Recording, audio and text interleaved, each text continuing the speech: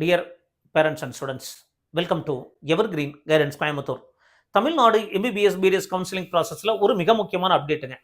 Rank list for government quota, management quota, NRI quota இதுக்கெல்லாம் release பண்ணிட்டாங்க.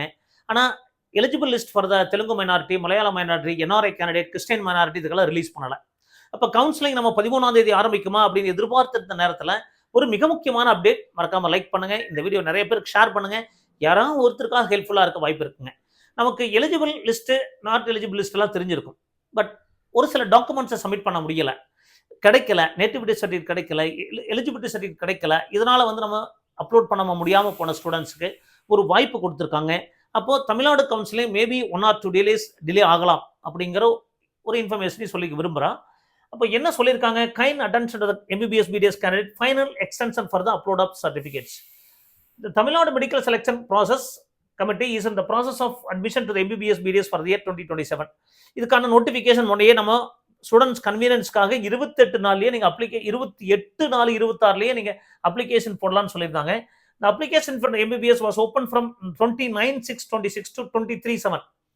Considering the request of the candidate, so இதுக்கு ஒரு extension கொடுத்தாங்கன்னு சொல்லியிருக்காங்க. The 2-day opportunity provided for 26 and 27 2 நாள் extension கொடுத்தாங்க. After thoroughly scrutinizing, the application received final opportunity for provided from 5/8 to 7/8 for period of 3 days, rectify the errors and submit the any document that may be have been omitted from the applications. ஒரு சில டாக்குமெண்ட்டை நீங்கள் miss பண்ணியிருந்தாலுமே அதுக்கான டைமும் கொடுத்தோம். 5, 6, 7 3 நாள் time கொடுத்தோம். But after scrutinizing all the submitted documents, the merit list for rank list is published on 10/8. நேற்றுக்கு பப்ளிஷ் பண்ணிட்டாங்க merit list.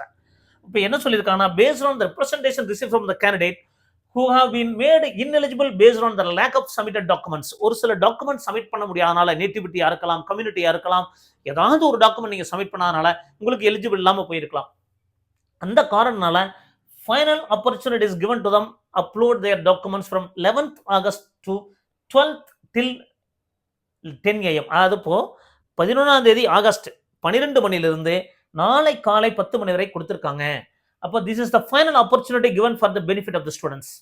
So new applicants or change of category request will not be permitted. உங்களுக்கு new application போட முடியாது, change of category மாற்ற முடியாது.